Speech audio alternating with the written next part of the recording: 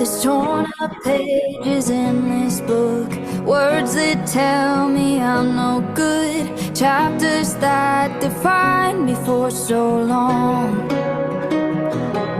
But the hands of grace and endless love dusted off and picked me up, told my heart that hope is never gone. God is in this story. God is in the details. Even in the broken parts, He holds my heart. He never fails. When I'm at my weakest, I will trust in Jesus. Always in the highs and lows, the one who goes before me. God is in this story.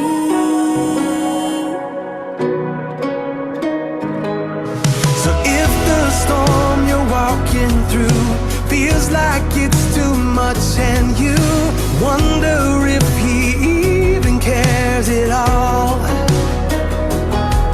Well, hold on tight to what you know. He promised He won't let you go. Your song of healing's written in His scars. God is in this story. God is in the details. Even in the broken parts, He holds my heart. He never fails. When I'm at my weakest, I will trust in Jesus.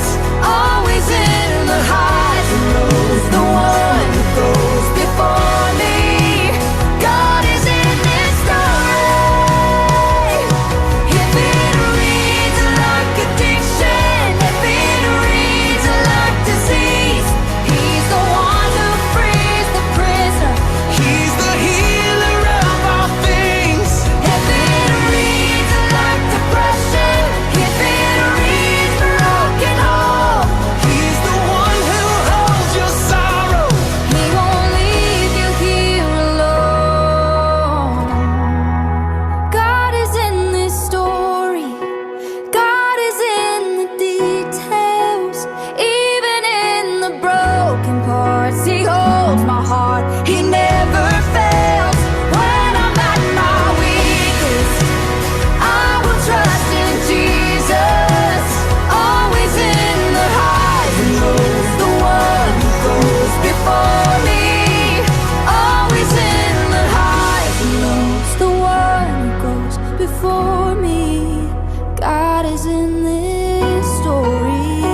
You're in this story, God is in my story. right here in my story.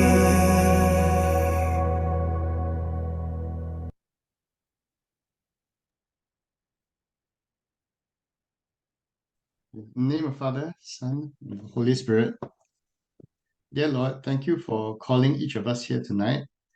Uh, Even if we are not able to meet, or we are not meeting face to face right now, maybe one day we will.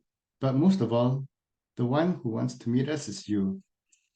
Help us to be open to you and to really think clearly about what you want to say to us.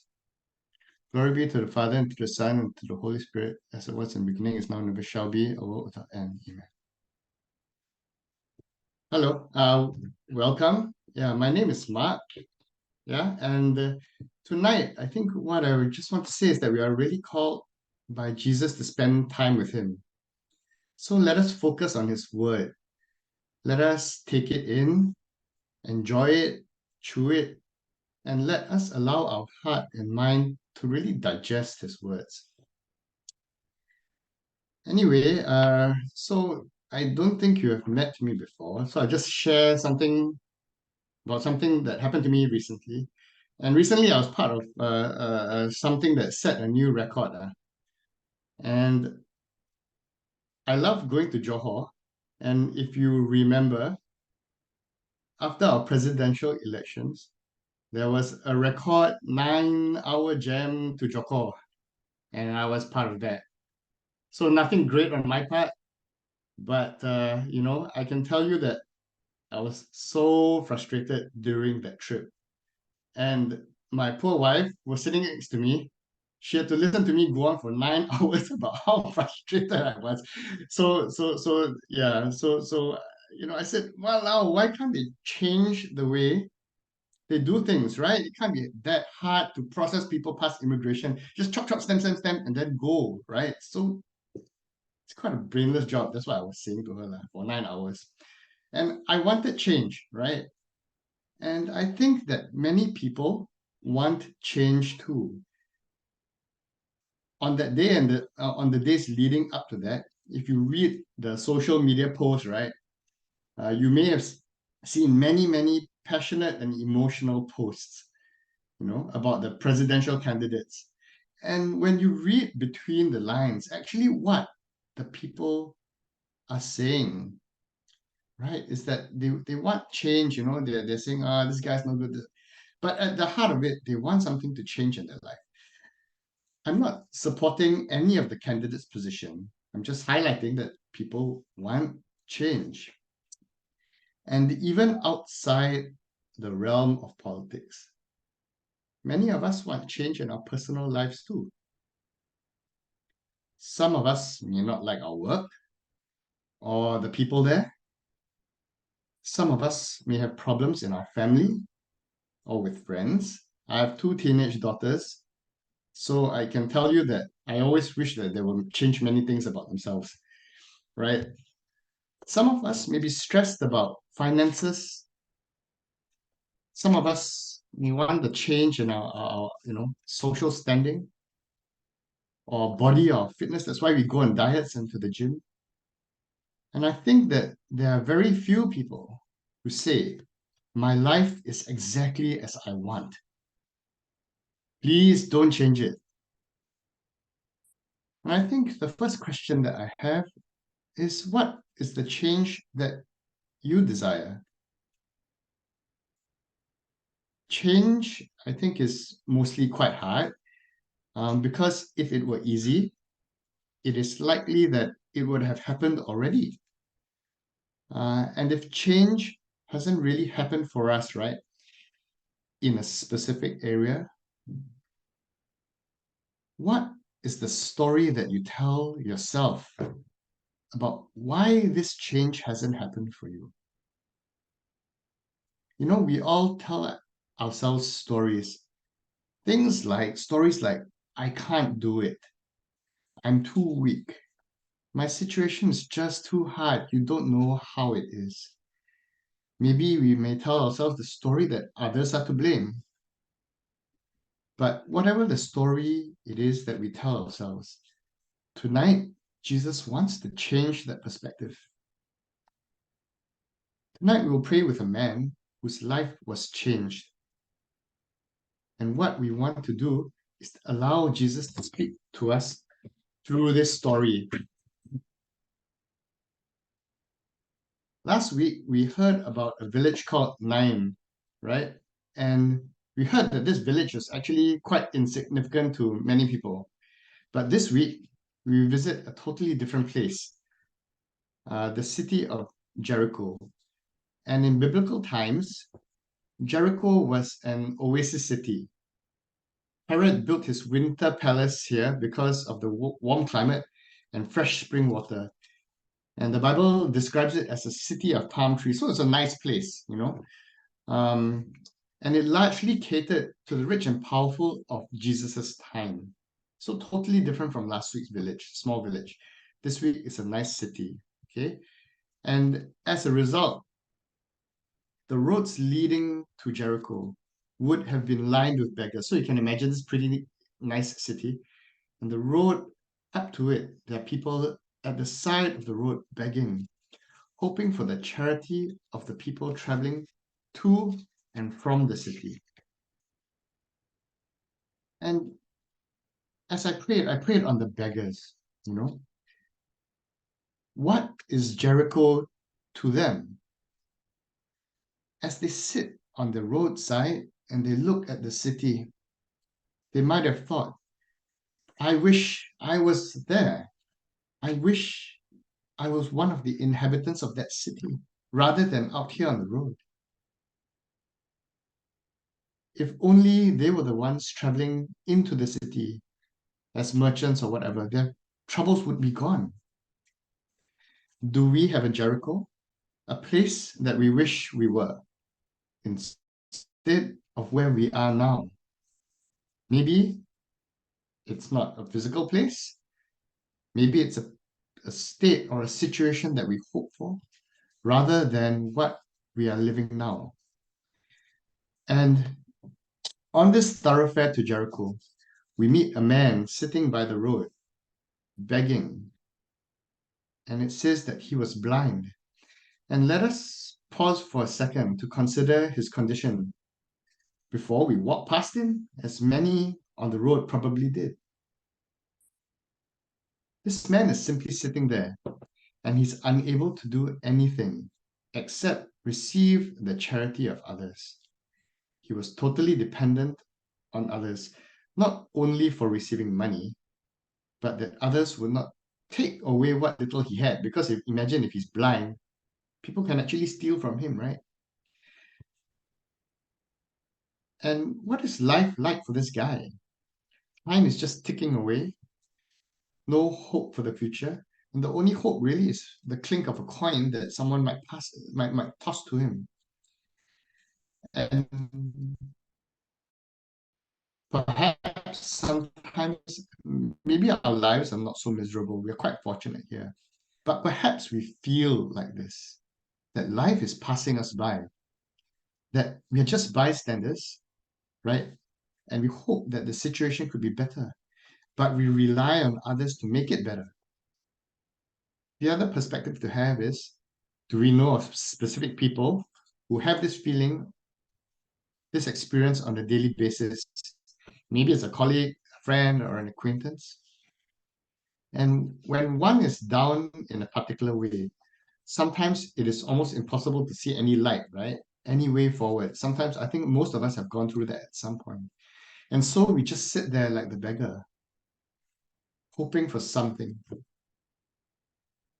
And in the Bible passage that we are going to pray with today, it is then that Jesus approaches. For the blind man, I think he could have missed Jesus very easily because it would have only taken a few seconds for Jesus to walk past because he's sitting down, right? So Jesus just walked past. And for sure, he was not the only one begging by the roadside. And he asked, what's happening, And he heard that it was Jesus. And he instinctively cried out, Jesus, Son of David, have mercy on me. He reacted immediately to the knowledge that Jesus was there. He was down, but he was not passive. He did not know if Jesus would respond, but something inside of him caused him to shout out. For us, Jesus does not just walk past us. He is there all the time. But the thing is, do we reach out proactively as the blind man did? Why or why not? Are we sometimes too preoccupied with our own situation that we no longer look up to see Jesus? Jesus does not want us to beg, but it is required that we are active and not passive. We must be willing to help ourselves, even if it is just to call for help. And when the blind man did call for Jesus, those in front of him ordered him to be quiet. But he shouted even more loudly, Son of David, have mercy on me. And this is the second cry, the cry of a man who would not give up. And I prayed, and I thought it would have been so easy for him to give up. He was a person who had no status. He was weak, he was feeble, he was blind. He was being shouted down by others. And in our own life, we may call to Jesus too and be shouted down. Sometimes we are shouted down by other people. They tell us, don't bother with Jesus. Jesus, guys, doesn't even exist. He's not real. Keep quiet. Remain in your misery. At other times, we are shouted down by ourselves. We think to ourselves, Jesus can't hear me. I need to control it myself. And we quieten ourselves down and we stop asking. And if this is us, tonight we can ask for the courage and persistence to shut out the voices that tell us to stop calling for help from outside or from within. And at this point, right, I was reading the passage and praying on it. And I think we probably read this passage so many times that we skip past it, you know. But what happened next was probably unlikely to the people present at that time in that scene. Here was Jesus, right? He was a man standing already because he was a teacher who had built up a following such that people were concerned about him already. He was not a nobody. He was well known, quite well known. And some people regarded him as Messiah. So he's famous already, quite famous. But when he heard the blind man, someone seen as lowly, he stood still. Jesus was on the way to Jericho to do something, right? But he stopped everything for a blind beggar and ordered for the man to be brought over. If I was one of Jesus's followers, I might have thought to myself, what on earth is he doing? But Jesus was showing everyone he might not be important to you, but he matters to me. And I think we modern people, right, we are so often in a rush doing what we need to do. And there's nothing wrong with that. But that's what sets our Lord apart, no matter who you think you are. Jesus hears and Jesus will stop for you. He will not say that he is busy or that he has more important things to do. He will stand still for you. He will give you his attention because you are important, as important to him as the blind man was. And this is actually what we have to tell other people too. That Jesus will stop for them. And often we are following Jesus if we stop for them. And that other people are important too, that these people are important too. And as Jesus faced the man, he asked, what do you want me to do for you? And I thought, it's kind of an obvious, if I was there, it would be kind of obvious, right? He wants some money. At least that's what everyone there might have thought, right? Because after all, that's why he was sitting at the roadside, begging for money. That's what this man originally wanted when he got up in the morning and made the journey to beg on the road. But faced with Jesus, his perspective changed. And I think that in prayer, I really think that it was at that moment, it's a moment of reflection for him. Because all the while, the solution to his problem, a short-term solution, was money for the day. But now his heart was stirred and he saw a chance at something better, something permanent. And he said, Lord, let me see again. Let me see again. He wanted back something that he had lost at some point in his life. He lost his sight. That's why he said again. And for us, sometimes we also lose sight. Maybe not our physical sight, but the ability to see the world as God originally intended us to see.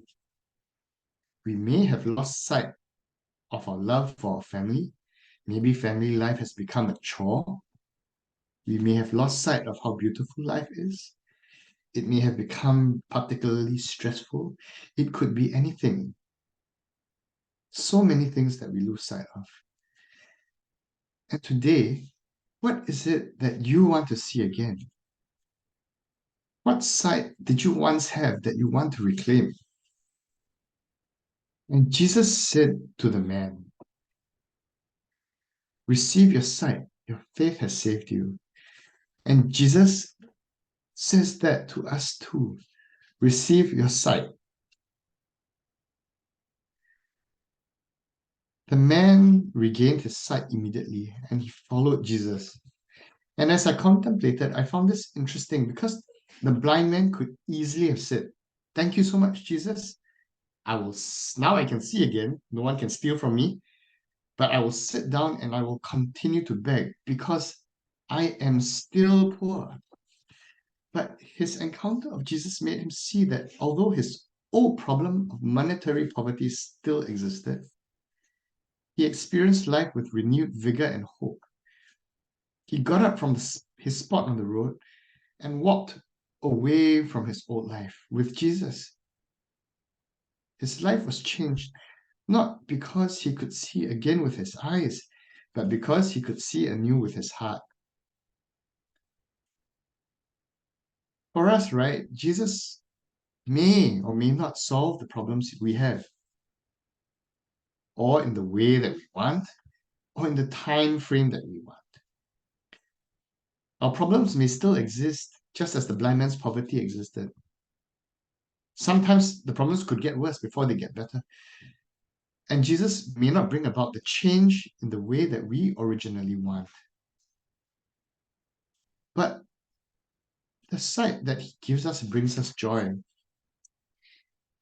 If we can recognize it, if we do not sit back down on our road and continue begging, continue to look at our old problems, if we get up and follow him. The man's reaction affected all those around, and they saw it and they praised God. And when I began tonight, I asked, what is the change that you desire in your life? And what is the story we tell ourselves about why we can or cannot experience change? And the call really is to proactively cry to Jesus, to not give up, to think clearly on the change we hope for, and to leave the begging for our own solution and to follow Jesus. Jesus wanted the man to see again and to start a new story in his life. And we are that man. And to end that, I ask, what is the sight that Jesus desires to give you? Because that is the most important thing. And what is the new chapter of the story that he wants for you? And we are going to have a time of quiet prayer, and we will come back at 8:50